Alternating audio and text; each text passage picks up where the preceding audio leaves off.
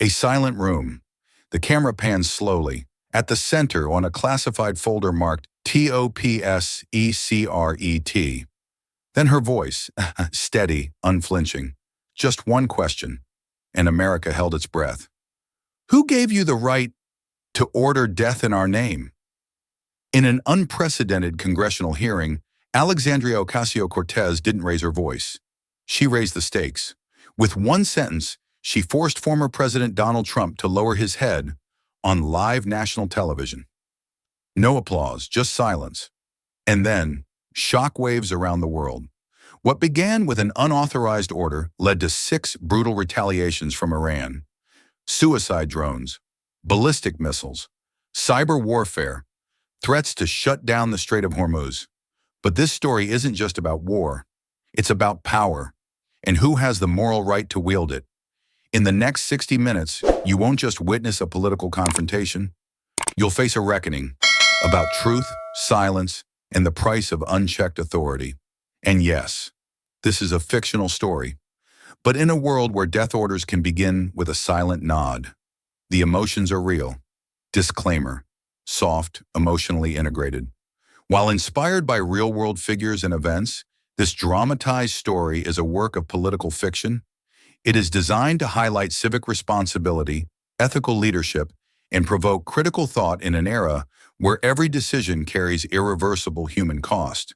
So don't just watch, reflect, question. And if you've ever believed that truth needs a voice, stay with us till the very last second. It began in silence.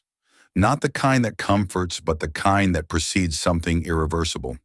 Inside a sealed conference room deep beneath the Pentagon, 12 men in suits stood still. Only one moved, his hand. With slow, deliberate motion, Donald Trump raised his index finger and dragged it across the glowing digital map of the Middle East. His voice was calm, too calm. There, he said, not a single lawmaker present, no vote, no classified session of Congress, no consultation with the War Powers Act. Just a fingertip on a satellite projection, and the weight of thousands of lives beneath it. No one in the room asked why. They only waited for the next word. He didn't sign anything. He didn't need to. He just said, "Go." Within 4 minutes, 2 stealth drones lifted off from an undisclosed base in Jordan. 47 seconds later, Cyber Command initiated blackout protocols over 5 radar systems surrounding Isfahan. An oil refinery's internal sensors went dark. A convoy of fuel trucks was silently redirected. And somewhere between Tehran and the Syrian border, a general's family was removed from their home in the name of national security. What no one knew, what even Trump's closest aides wouldn't realize until hours later, was that an internal military ethics officer, present in the room by protocol, had hit record on a secure line. Not video, just audio. 16 minutes of silence, broken only by one line. Who needs Congress when you already own the headlines? But that wasn't the only thing that left the room, because at exactly 2:39 a.m., an encrypted message quietly moved through a government relay server, bouncing off Norway, then Canada, then back into the U.S. It was traced only once, flagged by a junior IT analyst at the Library of Congress, then lost in the noise of routine cybersecurity chatter. The recipient? A woman sitting in her apartment in the Bronx, still in her hoodie, still at her laptop, still working through case files for an 8 a.m. housing hearing. Her name lit up in white. Representative Alexandria Ocasio-Cortez.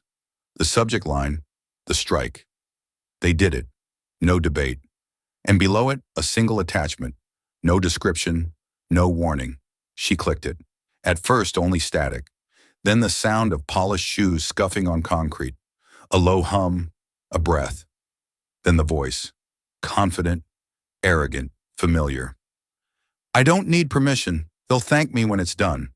AOC didn't blink. She didn't gasp. But her hand paused, hovering above her keyboard like it was suddenly a detonator. On the screen, a map lit up. Fordo, Natanz, Isfahan. 3 circles, 3 strikes, no authorization. She sat in that silence for a full 22 seconds. Then, without saying a word, she opened a blank file, titled it, "Public Record Not Yet Aired," and began to type. And that's when something shifted. Not in the Pentagon, not in the drones already halfway through their trajectories, but in the narrative. Because this wasn't just another secret strike. This was a declaration without a vote, a war whispered into existence, and a woman who refused to whisper back. No one saw her enter at first. The chamber was already crowded. Journalists, aides, staffers pretending not to glance at their phones, and a row of committee members rehearsing their neutral expressions. The air was thick with the usual buzz of pre-hearing choreography. But then, there was a break, like a pause that hadn't been scripted. Eyes shifted. She walked in slowly, deliberately, not in some grand parade, no entourage, no fanfare, just Alexandria Ocasio-Cortez, wearing a charcoal blazer over a white blouse that looked too crisp to have slept in. Her expression was unreadable. Not angry, not alarmed, but sharp, focused. The kind of stillness that makes people nervous because it doesn't match the chaos around it. In her hands, a bright red folder, unlabeled but impossible to miss. She placed it on the table like a final move in a chess match no one else realized had already begun. The sound it made when it landed wasn't loud, but it carried. The kind of sound that changes the room. Not by volume, but by weight. For a full 3 seconds, no one moved. Then the cameras clicked to life. A dozen red recording lights blinked in sync. Microphones unmuted. The silence broke. She didn't ask for attention. She never needed to. The folder did that for her. The chairman, caught mid-sip of coffee, glanced at the file, then at her, then at his own notepad like it might suddenly contain instructions. It didn't. No one had prepared for this. She opened the folder with one hand and slid a series of full-color satellite maps across the polished oak. One by one. Iran, Isfahan, Fordo, Natanz.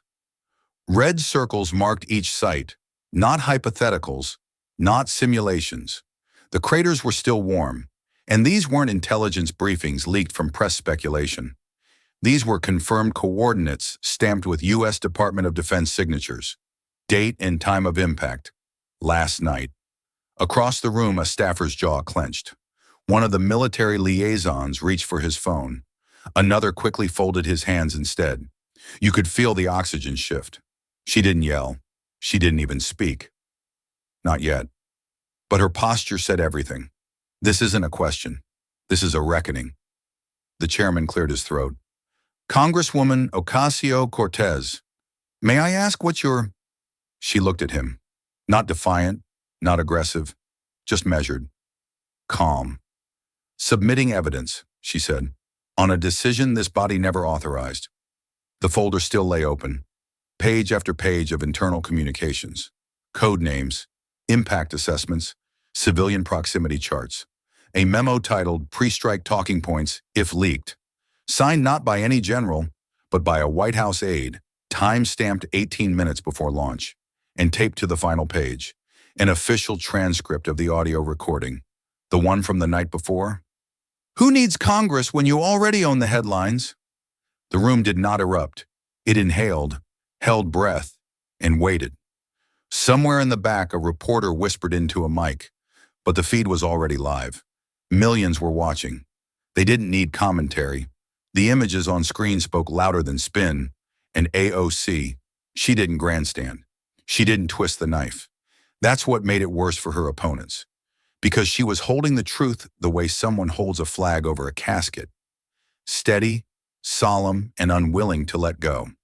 What made the moment unforgettable wasn't that she revealed something no one knew, but that she exposed something everyone suspected, but no one had the courage to say aloud.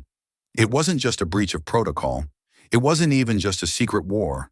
It was a reminder that democracy only matters if someone dares to notice when it's being bypassed. Then she said it, the line that would trend globally within the hour, the one clipped, subtitled, and translated in 26 languages by nightfall.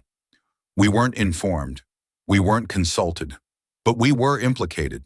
Every civilian who dies because of this, they won't be told Congress didn't know.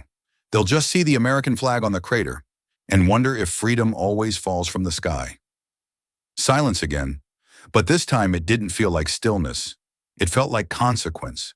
What would follow? Interrogations, denials, backdoor spin, even threats had not yet begun. But the spark had. The folder had landed, and so had the weight of the moment. For the first time in years, a room built for performance was forced to confront the power of substance. And the people watching from across the country, from classrooms, barracks, gas stations, subway stops, they didn't scroll away. They leaned closer, because they weren't just watching a hearing, they were witnessing a line being drawn, and no one could pretend they didn't hear it hit the floor. No one was sure exactly when he arrived, because this time he didn't announce himself. No press pool, no entourage in matching suits whispering into earpieces, no army of speechwriters holding folders of talking points they knew he'd ignore anyway. Donald J. Trump walked into the hearing chamber alone. It was surreal. For a man who spent years turning spectacle into oxygen, the absence of choreography was deafening. He didn't point, didn't wave, didn't even sit. He stood just behind the second row, flanked by silence. For a brief moment, the country exhaled. Not because they knew what would happen, but because this was the moment they came to witness. And AOC, she didn't flinch. She didn't look up immediately. She let the tension stretch. Let the silence settle into the bones of every person watching, both in that room and through the millions of live streams already surging across the internet. When she did raise her head, it wasn't with fire. It was with clarity, with the weight of names, not numbers. And then she asked it, not as a headline, not as a soundbite, but as a verdict. Who gave you the right to light a match on behalf of 330 million lives? The air left the room. Not dramatically, surgically. No one clapped, no one reacted, because the question didn't allow for that. It didn't need applause. It demanded reckoning. Trump blinked, just once. His jaw tightened, but he didn't answer. Not yet. He was used to noise, cameras, chants, chaotic rallies. But this was different. This was sterile, clean, controlled, and somehow more dangerous than any debate stage. Because this wasn't a performance, this was evidence. And behind him, every screen in America lit up with that one line. Who gave you the right? 3 words that felt less like a question and more like a charge. AOC didn't move. She let the silence speak louder than outrage. Because some truths aren't yelled. They're revealed. Slowly. In the weight of a room that knows it can no longer pretend. She continued. Not with rage, but with precision. You ordered the strike. You bypassed the Constitution. You let drones decide justice. While children were sleeping under rooftops, we helped rebuild. Each phrase sharper than the last. And yet somehow, she wasn't attacking. She was documenting. Trump finally stepped forward, cleared his throat. But before he could speak, the chair banged the gavel. Not to silence anyone, but because protocol demanded acknowledgement. AOC turned slightly, just enough for the whole chamber to see her expression. Not anger, accountability. Do you know the name of the girl who died in Isfahan? I do. Layla, 7 years old. Her classroom had an American flag in the corner, donated by a veterans exchange program. Do you want to know what color the roof was before it collapsed? He looked at her. She didn't look away. You didn't just bomb coordinates. You bombed people. And you did it without consent, without oversight, without courage. Outside, across social media, the clip began to go viral before she even finished the sentence. Hashtag 330 million lives trended globally within 20 minutes. Comment sections exploded. She didn't raise her voice. She raised the stakes. That silence from Trump? That was the sound of guilt. But inside that room, it was quiet. No crosstalk, no objections, just gravity. And the growing awareness that this moment wasn't just about missiles, it was about meaning. Trump finally broke the silence. I did what had to be done.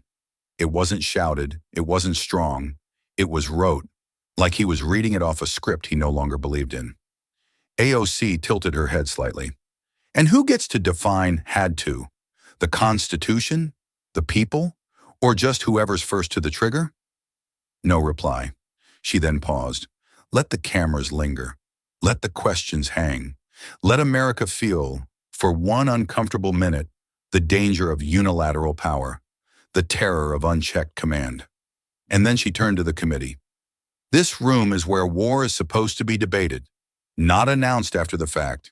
And if we let this slide, if we let this moment fade into noise, then we have rewritten democracy not by vote, but by silence.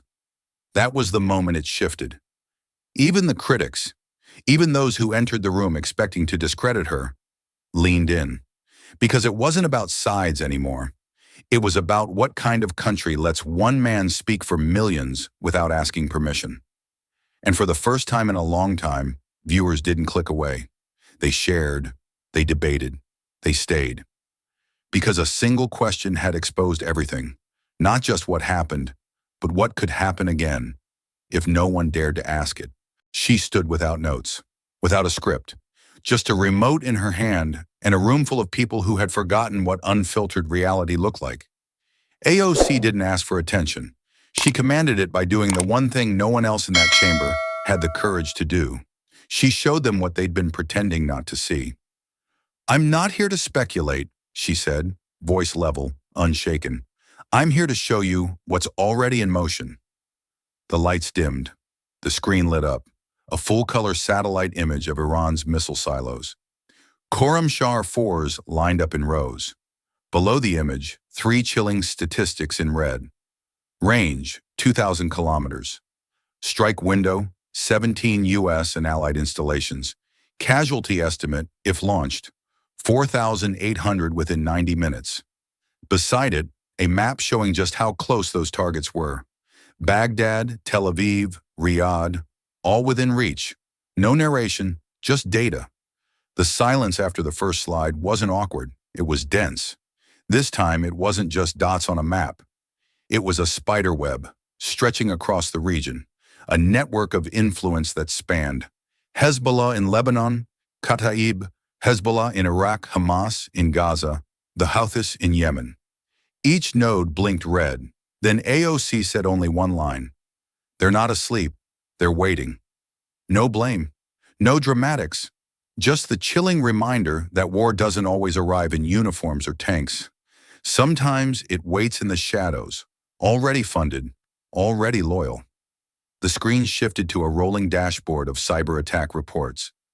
St. Louis Regional Medical Center, patient records encrypted Midwest power grid, 22-minute blackout, under investigation, FAA interference alert, Ohio airspace, 3 a.m. Each line was dated hours after the strike. This wasn't theory. It had already started. And then a line in bold appeared on the slide. "Domestic vulnerability isn't a talking point. It's a target." AOC didn't look at anyone. She didn't need to. A live satellite image. Oil tankers clustered like waiting chess pieces. Then an overlaid red zone, the theoretical blockade line. 20% of the world's oil flows here. A single sea mine changes everything. Then came the forecast. Global oil surge, plus $92 per barrel shipping delays. 14 days average impact on U.S. economy, supply chain freeze, fuel inflation, spike in unemployment claims within 10 days. She didn't shout, but the data did. A drone photo filled the screen. Scorched earth, smoke pluming, charred infrastructure. Beneath it, location, Aramco refinery, Saudi Arabia. Impact radius, 11 miles, civilian deaths, 134, including 12 children in adjacent residential area. Then a voice recording played, faint but real, a child asking, "Why did the sky fall?" The room didn't move. The screen showed a single frame, a Shahed 136 drone hovering low over a desert road. Then an infrared camera captured its moment of detonation. No explosion FX, no dramatic sound. Just a single van engulfed in flame. Caption, confirmed use against civilian logistics vehicle. June 14th, Iraq border. Then the final line appeared on screen. Projected deployment in 72 hours. 270 plus drones, AI directed. AOC let the image sit, let the implications calcify. Then she stepped away from the podium.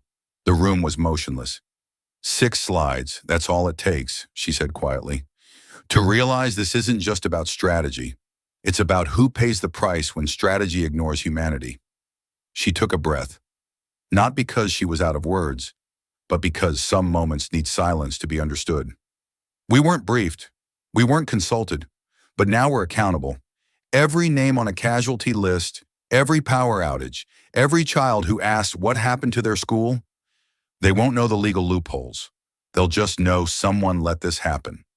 No committee rebuttal, no political theater, just stunned faces, and an audience across the country glued to their screens. This wasn't just policy.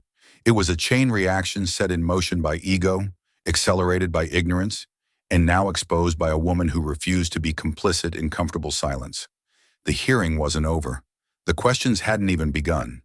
But in that moment, one thing had changed. The lie of distance. Distance from consequences. Distance from war. Distance from truth.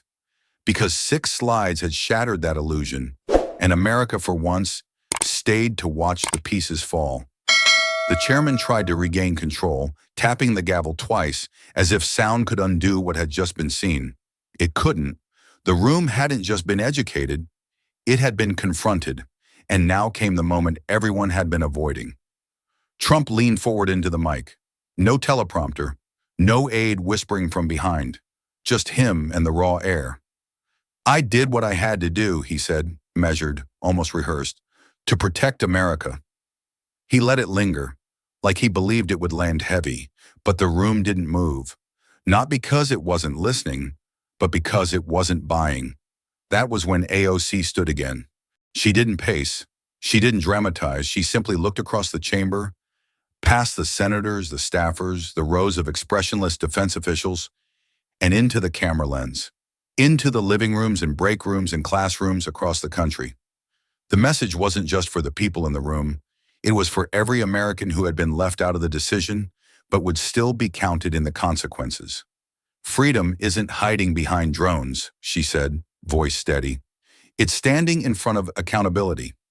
The words cut sharper than any accusation, because they weren't defensive. They were deliberate, rooted, unapologetically anchored in civic duty, the kind that doesn't make headlines but makes history.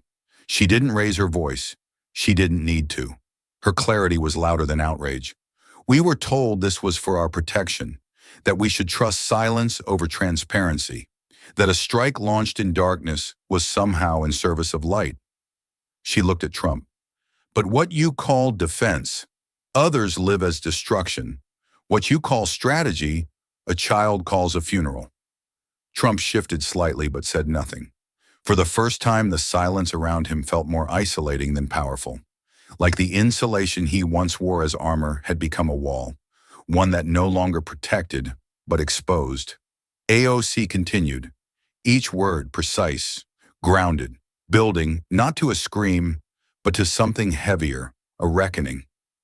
"You can't keep calling it freedom if the only cost paid is by someone else. Not when it's their roof that collapses, their power that goes out, their child that doesn't come home from school." She paused. "You say you did what you had to do, but what if the thing we had to do was ask first, debate first, vote first?" Her voice caught, not out of weakness, but out of restraint. Because freedom doesn't come from pushing a button. It comes from having the courage to ask, should we? The chamber was no longer quiet out of politeness. It was quiet because everyone knew she was right. On the far monitor, a breaking news ticker scrolled beneath the live feed. AOC to Trump. Freedom is standing in front of accountability. Across Twitter, the phrase took flight. #freedom ain't a button became the fastest trending tag worldwide. Not because it was catchy, but because it was true. Brutally, plainly, uncomfortably true. In a diner in Missouri, a mother stopped wiping down the counter. In a subway station in Brooklyn, someone pulled out their headphones. In a forward operating base in Iraq, a group of soldiers paused mid-cleaning drill to replay the clip. Because this wasn't a partisan moment, it was a constitutional one. "This is not about whether you support war," she said. "It's about whether you still believe in the process that's supposed to come before it." She gestured toward the back rows of the chamber, where veterans, Gold Star families, and former intelligence officers sat. Some in uniform, some in grief, all of them watching her, not with pride but with recognition. Accountability isn't weakness. It's the first act of leadership. And then she did something no one expected. She didn't turn to Trump. She turned to the American people.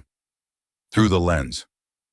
If we let this go, if we shrug off this breach because it's inconvenient to confront, then we've told the next president that democracy is optional.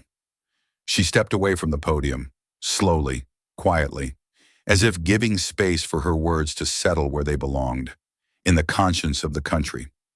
Trump tried to lean forward again, but there was nothing left to say that wouldn't feel hollow. The ground had shifted. The framing was no longer his. In that moment, it wasn't about who was louder, or tougher, or more politically protected.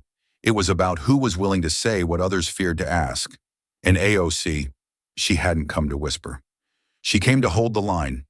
AOC stepped forward again, not to accuse, but to remind. Her voice didn't sharpen this time. It softened. That made it worse. Because this wasn't policy now. This was pain. I want to read a letter, she said. It's not classified. It's not political. But it is inconvenient. She held up a single page, not printed on congressional letterhead, just a wrinkled white sheet, creased down the middle like it had been folded too many times. She looked at the name at the bottom, then at the room.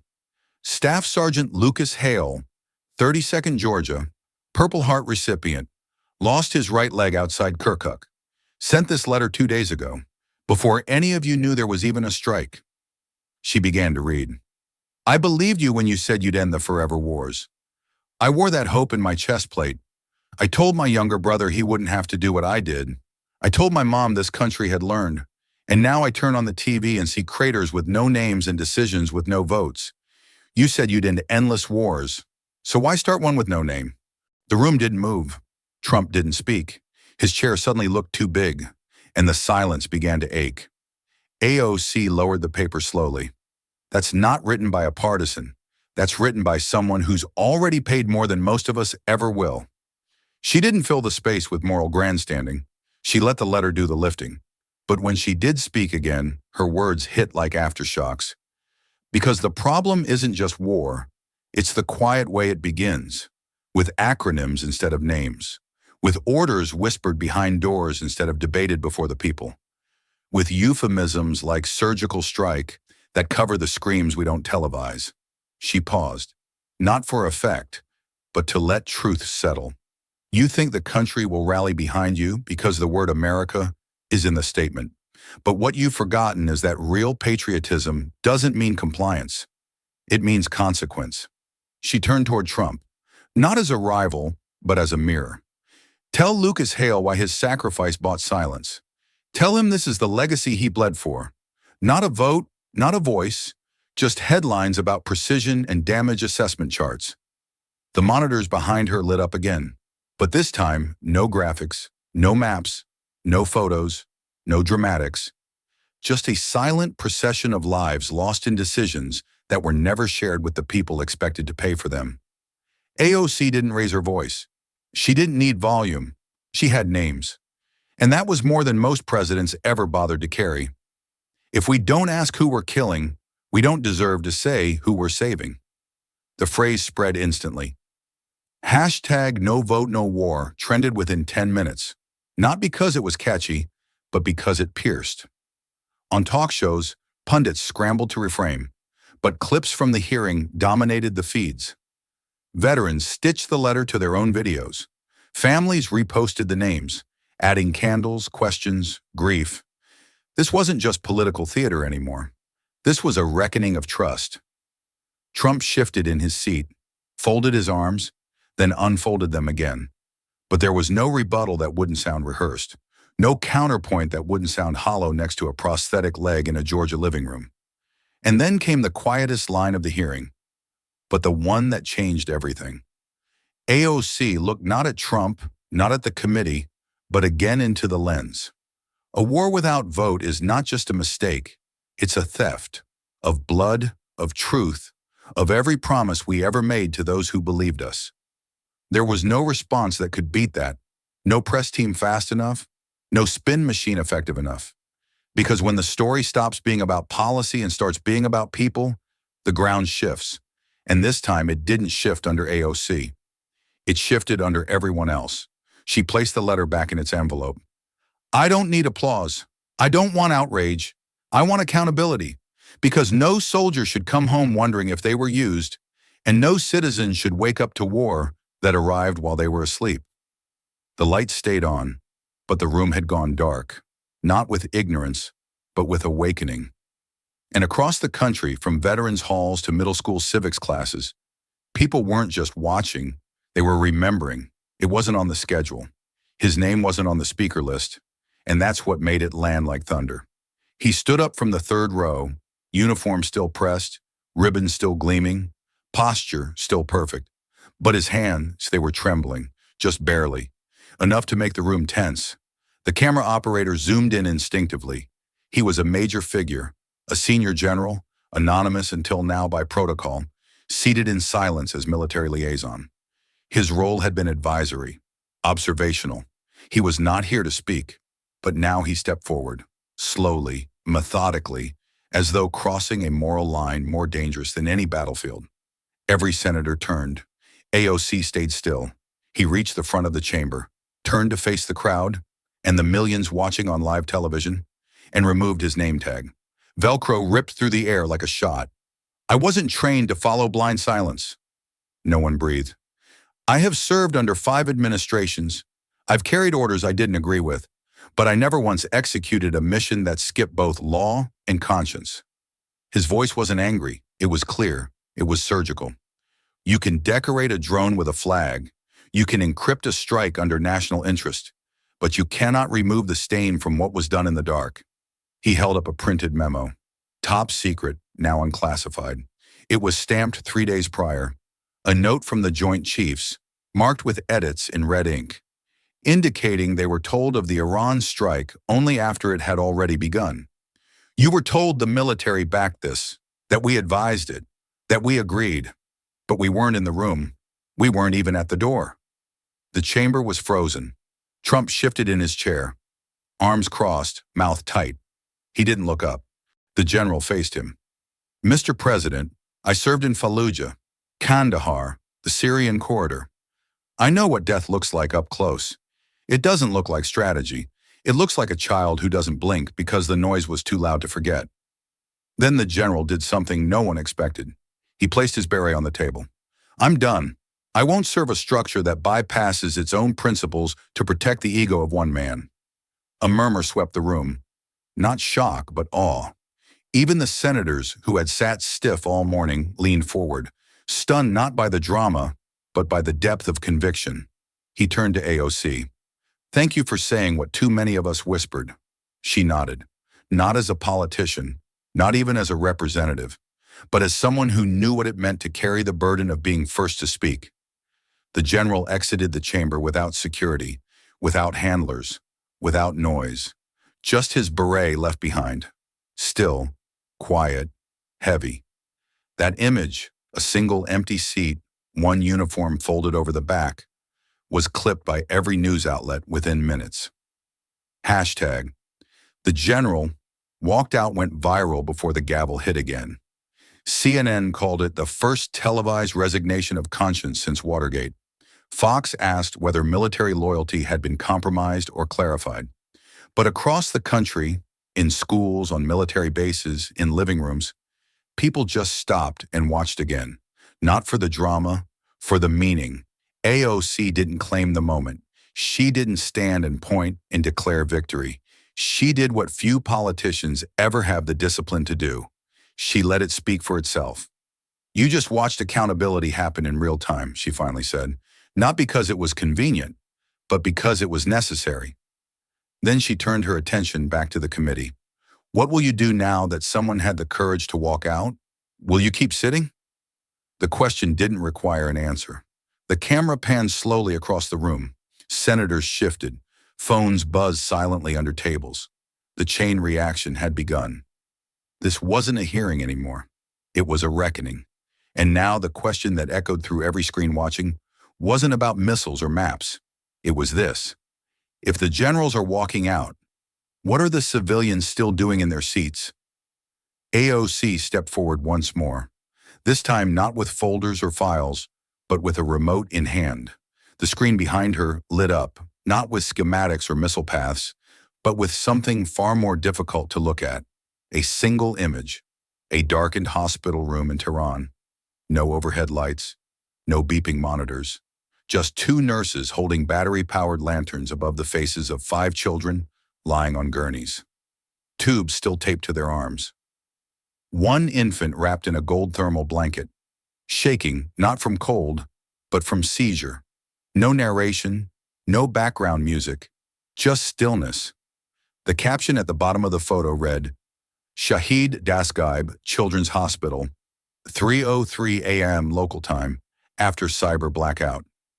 AOC's voice came through low, controlled but charged. This wasn't a battlefield. It wasn't a weapons facility. It wasn't even near one. It was a pediatric ICU. Each data point came with a footnote, correlated to cyber activity within 2 hours of confirmed U.S. military operation.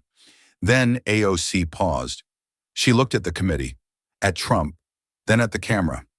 We use words like collateral and containable, but children don't know what that means. And if they survive, they'll remember only one thing, that their world went dark while they were breathing through plastic tubes.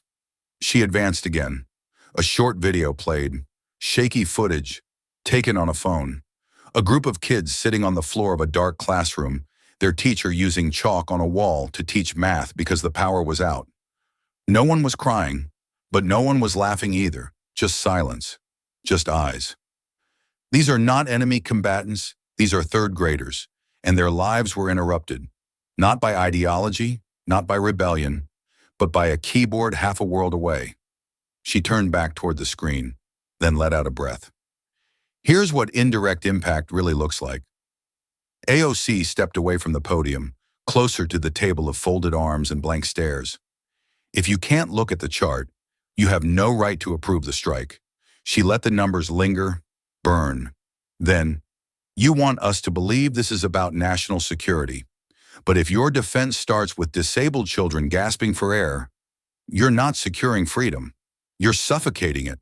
Then came the line that would ricochet across the country into classrooms, activist groups, even the Pentagon's own press inbox.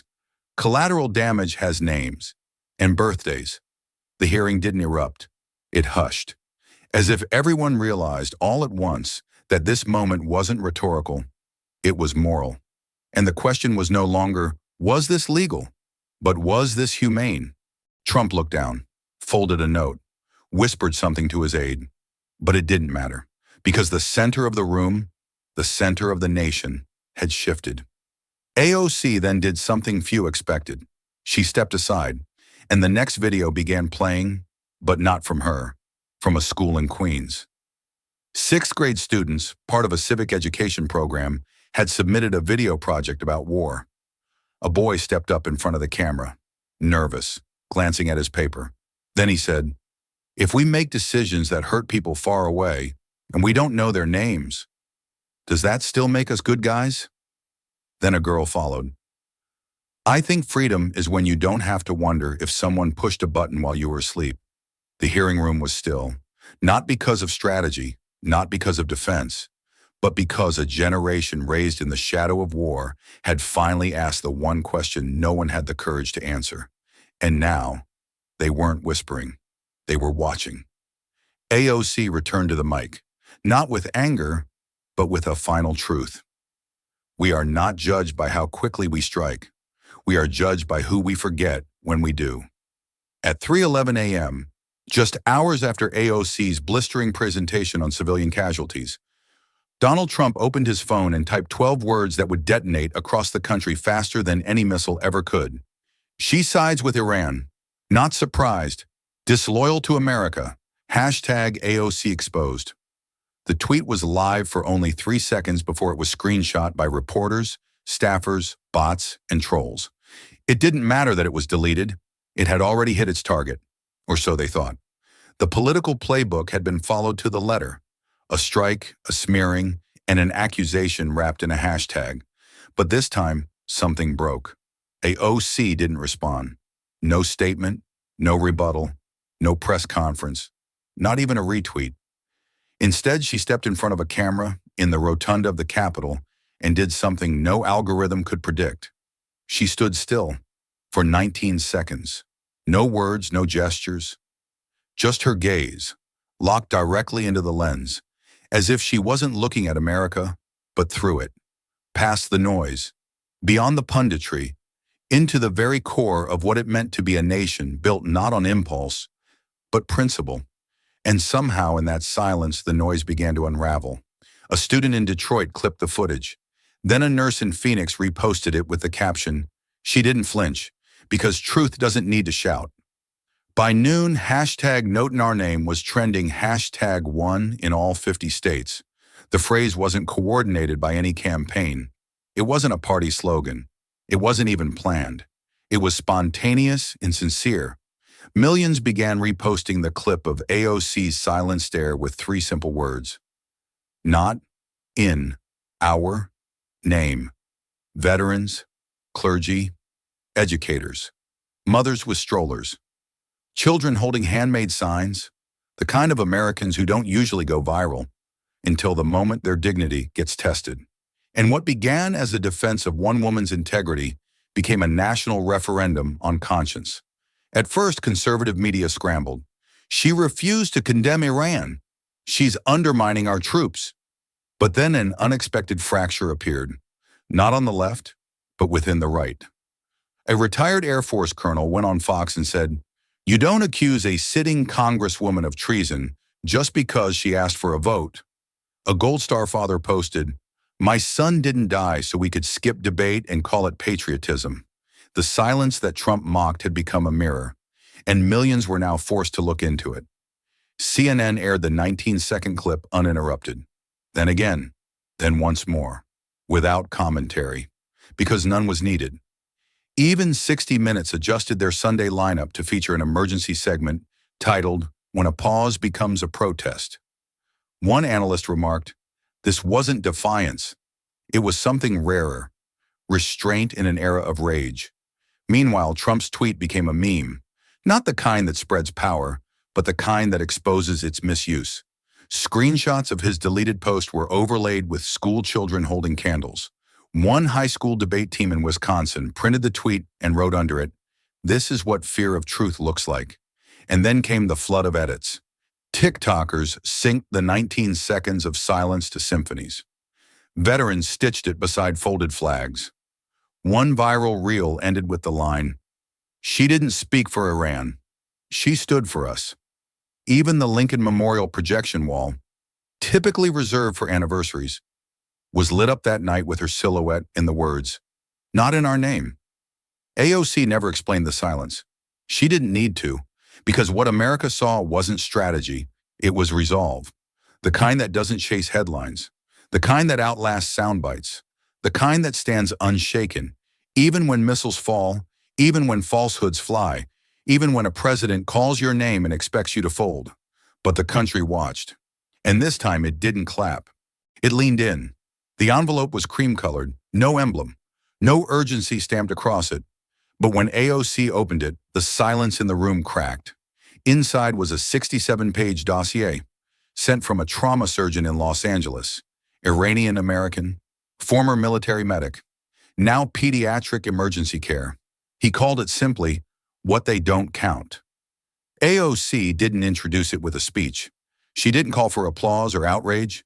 She held it up slowly, page 1 visible to every lens in the room. And then she began to read. Patient 0314, male, 9 years old, lacerations from flying glass, one eye removed, status, stable, but silent. No recorded speech since incident. Slide. Patient 0420, female, 7 years old, multiple fractures, found under collapsed ceiling, severe dust inhalation, asked if she was being punished. Slide. Each entry read like a war poem stripped of rhythm. Data, yes, but soaked in blood and questions no algorithm could resolve. She didn't raise her voice. She didn't flinch. She didn't pause for effect. The names weren't disclosed, but the ages were, the cities, the dates. All within 72 hours of the U.S. strike.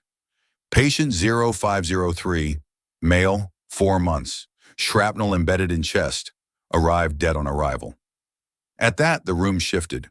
A cough, a chair squeaked. Someone turned off their phone camera, too shaken to keep recording. And still AOC went on, not to shock, but to account.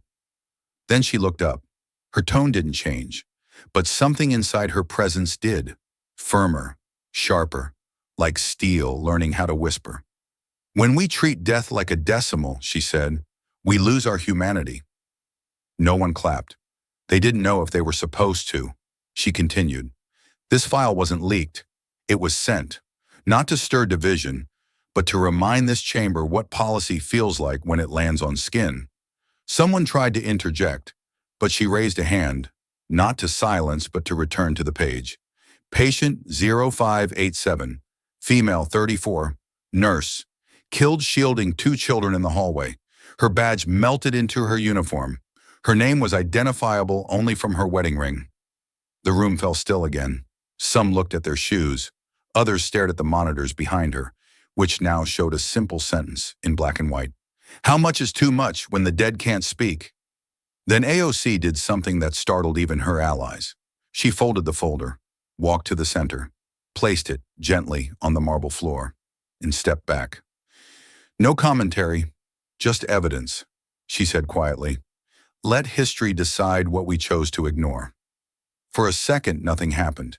Then someone from the press gallery whispered audibly, she didn't come to debate. She came to document. By the next hour, clips from the session hit 5 million views. By nightfall, the hashtag trended worldwide. Hashtag folder on the floor, and beneath that, one line from a child's chart rang loudest. She asked if she was being punished. He walked in fast, faster than usual, not with defiance, but with calculation. Trump didn't wait for questions. He launched into what looked like rehearsed strength. We acted with precision, with patriotism, with resolve. But something was off. The cadence too sharp, the words too clean. As if the punctuation had been written by someone else. The room sensed it. The air had changed. Then mid-sentence, he pivoted. To be clear, this wasn't a war. It was containment. Someone in the room blinked.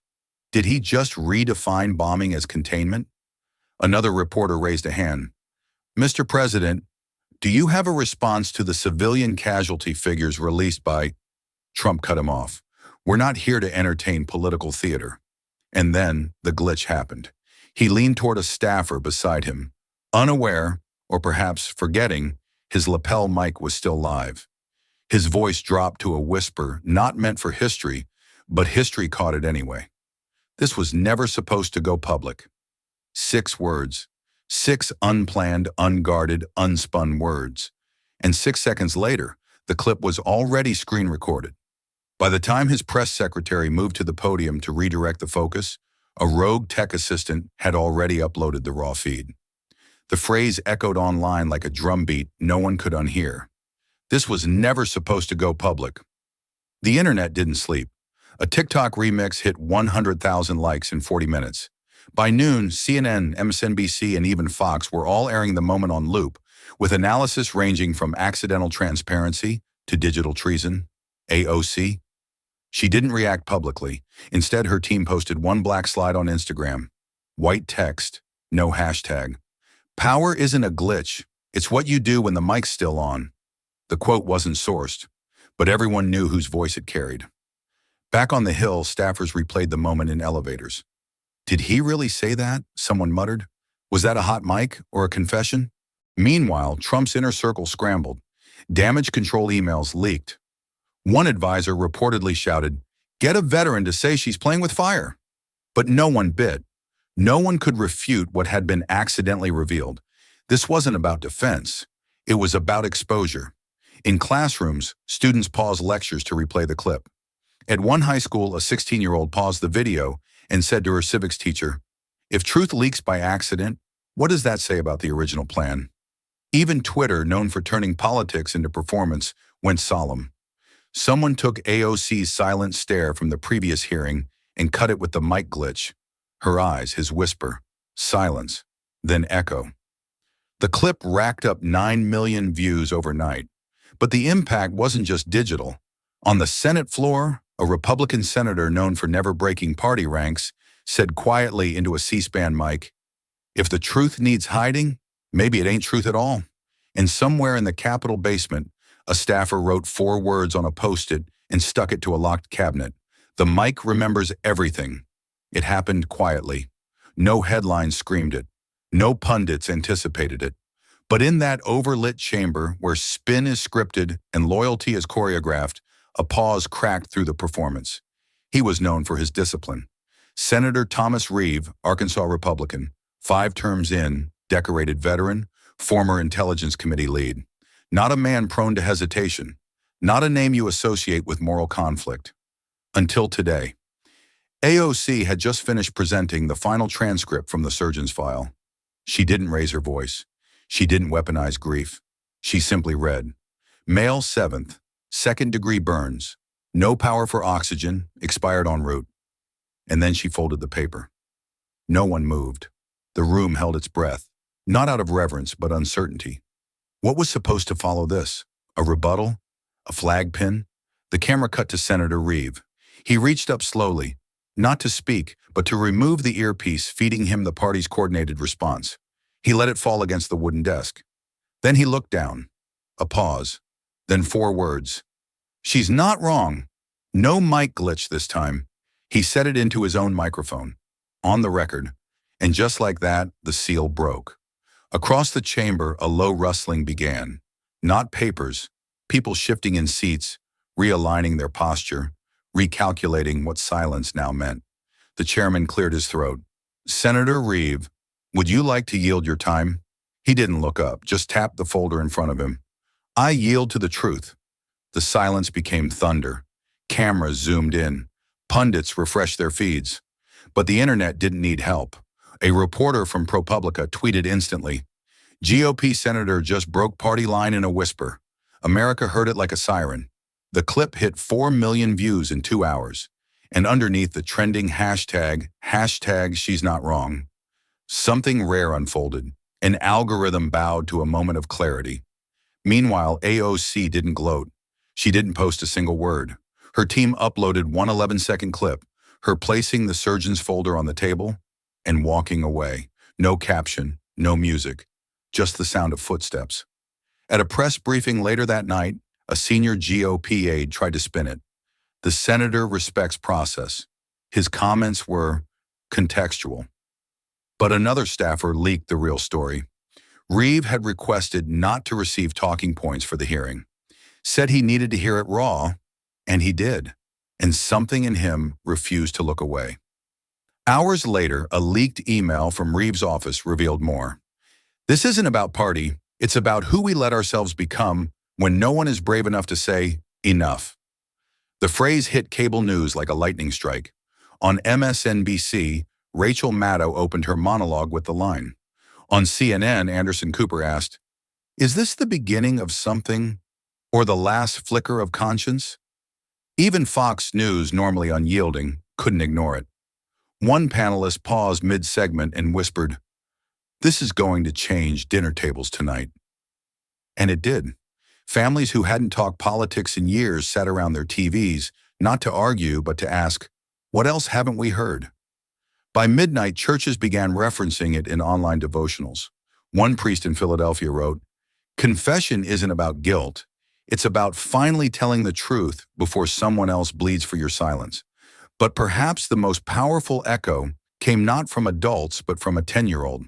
A school counselor in Detroit tweeted a student's drawing, a stick figure labeled "Truth," standing on a podium. Below it, the caption, "She didn't win. She reminded us what we lost." And in the corner, 3 words in a child's handwriting, "He bowed back." It started with a push notification at 9:46 a.m. from CNN. Breaking, Pentagon warned Trump of Iranian retaliation risk weeks before strike. By noon, the full memo leaked, 8 pages, top secret clearance, initialed by 2 Joint Chiefs and 1 civilian analyst. Stamped, "Received West Wing, December 12th. It wasn't vague, it wasn't speculative, it was chillingly specific. Probability of retaliatory strike on U.S. assets, civilian and military, within 7 to 14 days following drone operation, high. Projected escalation, cyber attacks, oil blockade, proxy activation. Strategic recommendation, delay or reconsider direct engagement. Prioritize diplomacy. At 12:03 p.m., CNN's Jake Tapper looked directly into camera and delivered what would become the most replayed line of the day. This wasn't unforeseen, it was forewarned and ignored. The internet detonated. Within the hour, hashtags spiraled into a single thread of fury. Hashtag not nor name. Not with our silence. By 1:15 p.m., Lafayette Square was flooded. By 2 p.m., the protests had jumped the coasts. Manhattan, Philadelphia, Oakland, Minneapolis, Portland, Denver, even Tulsa. But this wasn't just youth. It wasn't just the left. It wasn't just the usual signs. There were veterans in full uniform holding placards that read, "My oath was to the Constitution, not the chaos." There were mothers pushing strollers with taped-up photos of Tehran's blackout. You can't fight terror with the tools of trauma. There were Republican students from Liberty University marching shoulder to shoulder with Green Party organizers, chanting the same 6 words, "Truth before tribe, truth before tribe." And in the heart of the Capitol steps, a giant cloth banner was being unrolled. White letters on crimson fabric. This was never supposed to go public. A direct quote, Trump's quote, caught on hot mic just 48 hours before. The image went instantly viral. But AOC didn't attend the protest. She stayed inside the chamber. And she did something no one expected. She read the memo aloud. Every page, every line. No added commentary, just truth. Raw, scanned, audible. Then she placed it down beside a folded American flag and whispered, barely audible on the stream, "We've had enough of invisible wars fought with invisible warnings." Cable news tried to pivot.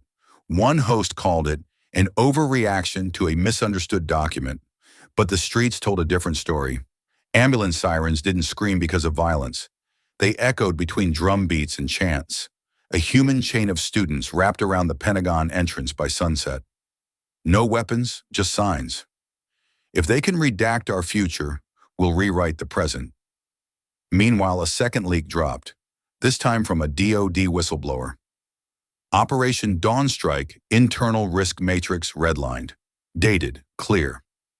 Civilian death risk, domestic plus foreign, 3,500 to 6,700 projected within Phase 2 escalation window.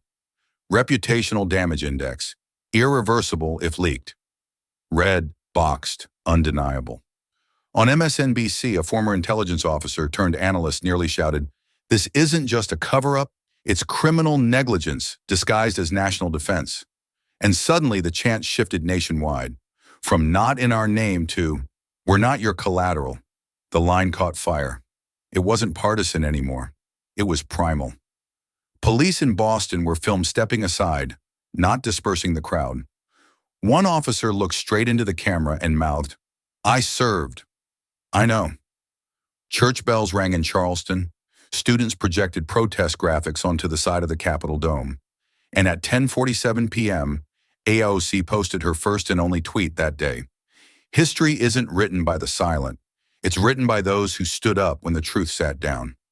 The post hit 11 million views in 6 hours.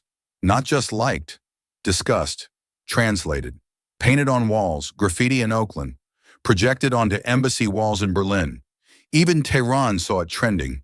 But it wasn't just about her. She never made it about her. At a late-night press call, one protester summed it up better than any pundit. "She gave us the words, but we gave them volume." That's what made it unstoppable. It wasn't a movement formed from ideology. It was a reckoning forged in the gap between what was known and what was deliberately hidden. The Pentagon warned him. The people warned him.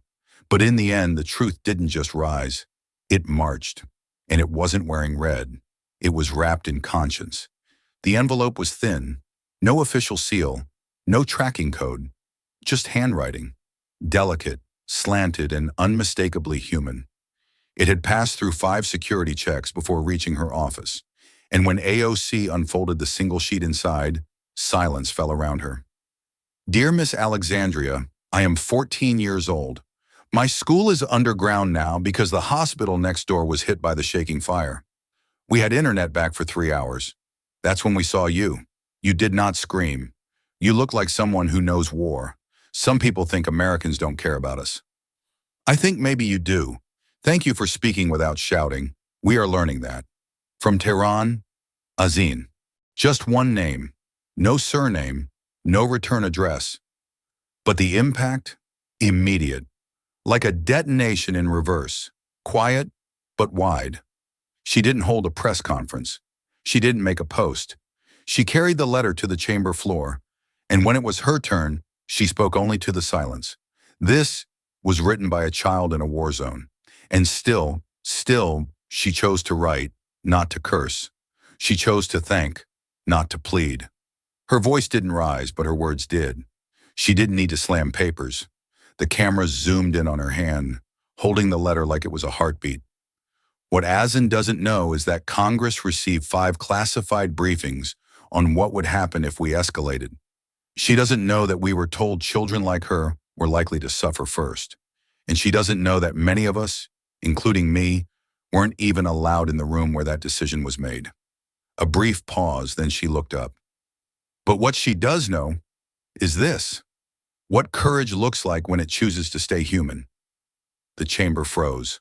Across newsrooms, anchors paused their scripts. Azin's words, that one line, were now plastered on every chyron. She looked like someone who knows war. CNN ran it as a special segment. MSNBC invited trauma therapists to interpret it. Fox tried to dismiss it as a plant, until the handwriting analyst they brought on confirmed. This is the script of someone who's written by candlelight, in a hurry, but with intention. And social media? It didn't just amplify, it wept. Hashtag Letter from Tehran trended globally. Artists began sketching Azin's note on murals. Veterans added it to protest signs. In Chicago, a classroom of 8th graders copied the letter by hand and posted it outside their school. You did not scream. You look like someone who knows war. Meanwhile, conservative leadership panicked. They launched a rapid response statement accusing AOC of emotional manipulation, but it backfired instantly, because within an hour a second letter surfaced, this time from a retired American diplomat, posted publicly on Medium. In 20 years of service, I've read thousands of memos. None have cut deeper than the one penned by a 14-year-old Iranian girl. If our politics still have a soul, it now wears her handwriting. And in a twist no one scripted, Senator Marshall, Republican Kansas, quietly walked across the Senate floor, placed a white rose on AOC's desk, and said only, "My daughter's 14 too." The room didn't clap. It held its breath. Because something had shifted. This wasn't just about strategy anymore. It wasn't policy. It was personal. And for once, that wasn't a liability. It was leadership. That night, AOC's office released a single image. A scanned version of Azin's letter, no edits, no highlight. The caption read, "You don't need a flag to be brave. Sometimes you just need a pen." The post shattered every engagement record. Within 24 hours, it had been translated into 31 languages. Teachers used it in ethics lessons. Veterans included it in PTSD support circles. A famous war photographer tweeted, "In 30 years of documenting conflict, no image I've taken has said more than these 104 words." And somewhere beneath the rubble, perhaps, Azin was still writing, still believing her voice mattered. She had no microphone, no press pass, no blue check. But somehow her letter reached the floor of Congress. And that's where war met something stronger than fire. It met a girl who refused to shout. It met a leader who refused to stay silent. It met a moment that refused to die in headlines. And in that moment, maybe, just maybe, policy turned back into people. It dropped like a thunderclap. House Resolution 984, submitted at 8:04 a.m. Eastern Time. Co-authored by Representative Ocasio-Cortez, backed by a coalition that, just 1 week prior, couldn't even agree on lunch. But war has a way of redrawing alliances. And this time the ink was dry before the lobbyists even noticed. The name? The People's Consent Act. Short, sharp, and impossible to ignore. Its demand? No military action outside declared war zones without full congressional approval. No exceptions. No emergency loopholes. No pre-authorized force language. No more signatures in shadows. It was a direct hit. Not on troops, not on targets, but on unchecked executive power. The chamber was already buzzing. But when AOC walked to the podium holding a clear folder of letters from civilians, silence cracked through the noise like a split bone. We were told this would be a limited response, but the body count has no borders. We were told it would be a tactical strike, but children in dialysis rooms don't recognize that kind of language. She raised the folder. This is what they call collateral. This is what we're told not to calculate. Screens in the chamber lit up, live images of civilian displacement, power grids collapsing, children being wheeled through hospital corridors lit only by mobile phone flashlights. Let me be clear, she said, voice like a wire drawn tight. This resolution does not restrict our troops. It restricts our politicians from playing soldier with other people's lives. Cameras zoomed in. The header flashed across screens from DC to Doha. The People's Consent Act, no war without a vote. Fox tried to downplay it as symbolic, but leaked memos from the White House told a different story. Staffers scrambled. GOP leadership whispered urgently. The DOD held an emergency late-night meeting, because this wasn't just legislation. It was an ideological counterstrike, and the words AOC delivered next sealed it. We don't send 19-year-olds to die for classified strategies. If you want war, you vote for war, on record, with your name attached to the blood. A list of names, bipartisan, appeared behind her on the screen. Each had voted yes to the last military escalation. Each had refused to appear on television this week. You don't get to hide behind strategy when the consequences bleed. The gallery erupted, not with applause, but gasps. Veterans in attendance stood silently. Some removed their caps. On social media, a 3-word chant exploded. Hashtag vote for war or resign. By mid-morning, protests had reignited across 14 cities. But they weren't anti-military, they were pro-accountability. One sign in Brooklyn read, "My brother served. You didn't. Vote or shut up." Another in Denver, "Congress speaks for us, so speak." Even centrist networks began shifting tone. MSNBC's headline at noon, "Ocasio-Cortez shakes the table, and the Pentagon listens."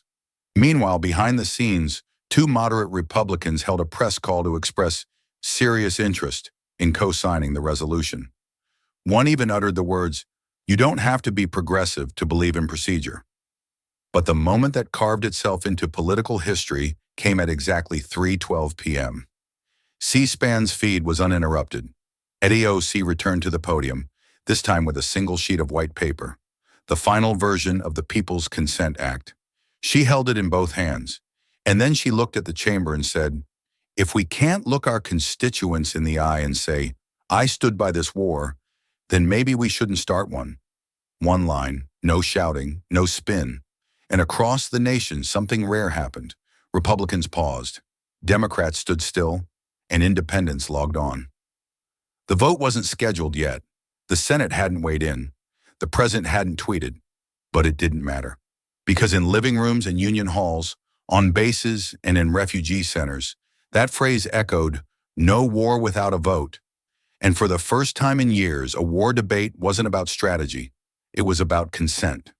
The room was packed before sunrise, veterans in uniform, mothers in black, students holding folded letters. No one looked at their phones. No one spoke above a whisper. Because something rare was about to happen in the House gallery. The American people weren't just watching, they were being heard. Below, the chamber waited for a final reading of the People's Consent Act. But above in the gallery, a single woman stood. No title, no microphone. Just a framed photo of her son in uniform. Her voice didn't tremble. "We never got to vote on the day he left." You could hear the air leave the room. No referendum, no name on a ballot, just orders, and a knock on our door 3 weeks later. Gasps. but not from the crowd, from the floor. Because the woman was Mrs. Elaine Mercer, mother of Lance Corporal Stephen Mercer, killed in a drone strike gone wrong in an undisclosed location the Pentagon still hasn't named. Cameras zoomed in. The photo she held wasn't from boot camp. It was a screenshot from a FaceTime call. Stephen smiling, holding up a card that read, "Tell Congress, I'm not a pawn." AOC was already standing by her seat, fists clenched just tight enough to stay still. She didn't interrupt. She didn't need to, because voices like Elaine's didn't just pierce the chamber. They redefined it. Another voice spoke, this one from a man in a gray sweatshirt.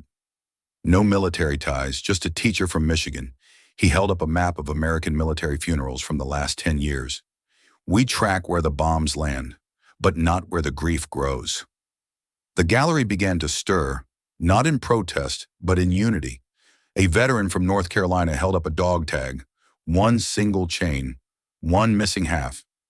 You say we fight for freedom, then let us vote on what that freedom costs. In the silence, even C-SPAN's closed captions paused. Then came AOC. She didn't walk to the podium. She walked into the gallery. Security didn't stop her. She didn't ask. And when she climbed those steps, the chamber below rose with her, Democrats and Republicans alike. She didn't give a speech. She simply sat beside Elaine. And in that moment, nothing needed to be said. Because the photo frame, the map, the dog tag, they had spoken louder than policy ever could. But still, AOC looked at them and whispered, just audible enough for a hot mic to catch it. The gallery is the conscience of the chamber. That sentence would become a sticker, a banner, a hashtag, and eventually a permanent plaque outside that gallery. As she returned to the floor, Majority Leader Holmes requested a vote to allow citizen testimonials into the congressional record, a move that hadn't been made since 1984. The motion passed in under 90 seconds. Elaine Mercer's words, now forever etched in the Library of Congress. Later that night, Fox News tried to frame the moment as overly emotional theatrics, but the clip had already hit 12.4 million views. One caption stood out, "She didn't just speak for us, she sat with us." That night, CNN cut from their panel mid-sentence to show an overhead shot of the House floor, empty now, save for one small paper note still resting on a chair in the gallery. Let the families vote next time. The screen faded to black, but the country didn't, because something had shifted, not just in policy, but in posture. A chamber used to turning its back, looked up. In the gallery, it didn't whisper anymore. It roared. She moved through the Capitol hallway long after the last reporter had packed up, the lights humming dimly above her like a memory refusing to die.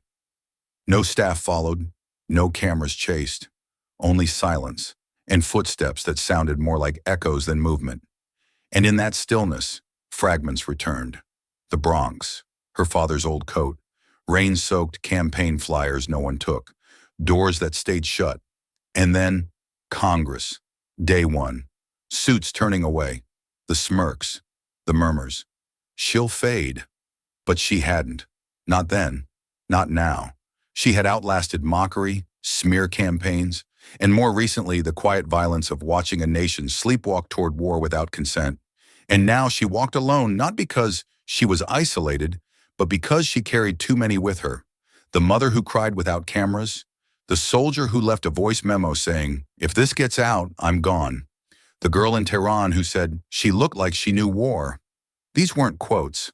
They were burdens, and she bore them like armor, because leadership, she learned, isn't about being heard the loudest.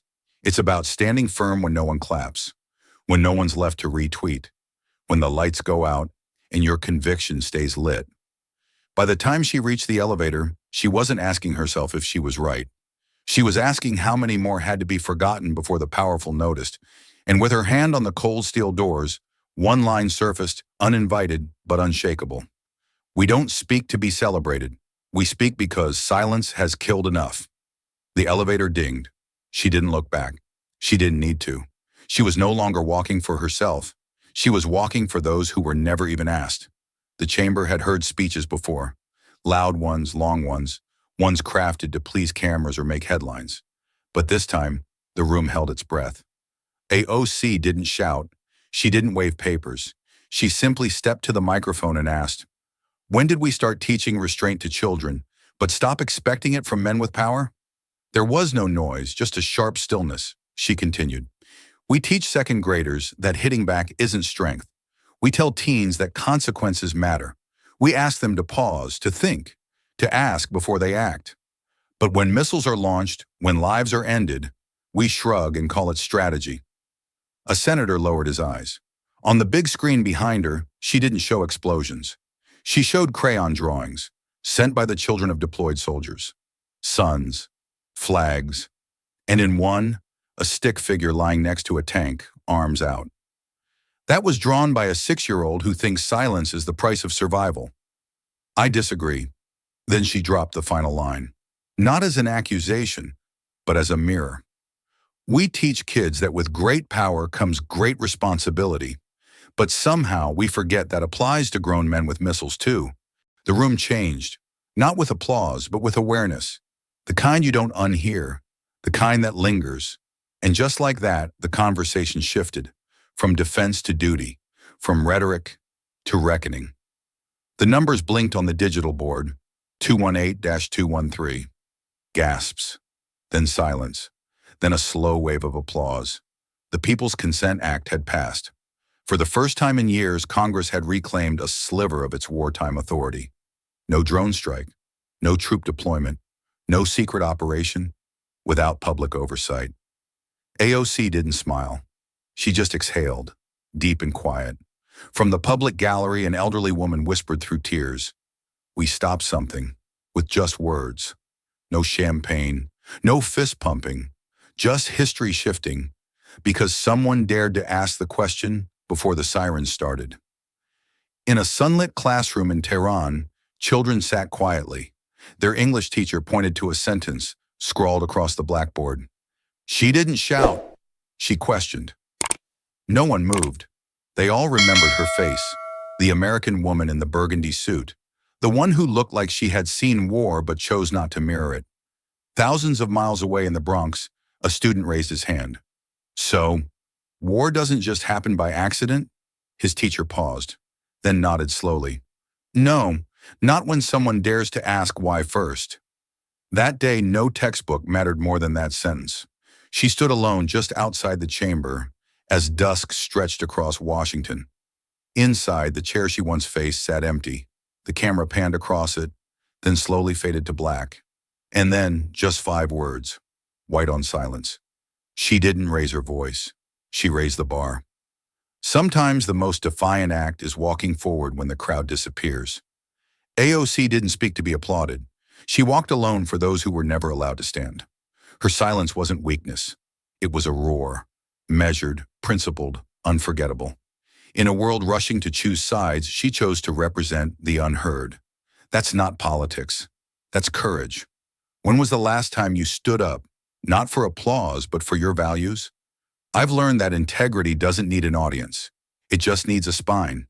And sometimes leadership looks like one person refusing to look away. If this story touched you, don't let it stop here. Like, share, and subscribe to Alexandria Rising Stories, where every voice matters and every story echoes far beyond the screen. This story is a fictionalized and dramatized narrative created for educational, inspirational, and storytelling purposes. While it may be inspired by real public events, people, or societal issues, it includes imagined dialogue, reconstructed scenes, and character interpretations meant to highlight broader themes of justice, dignity, and resilience. Any resemblance to actual events or individuals beyond public knowledge is purely coincidental. We do not intend to defame, mislead, or harm, but to invite reflection and meaningful conversation. Thank you for watching Alexandria Rising Stories.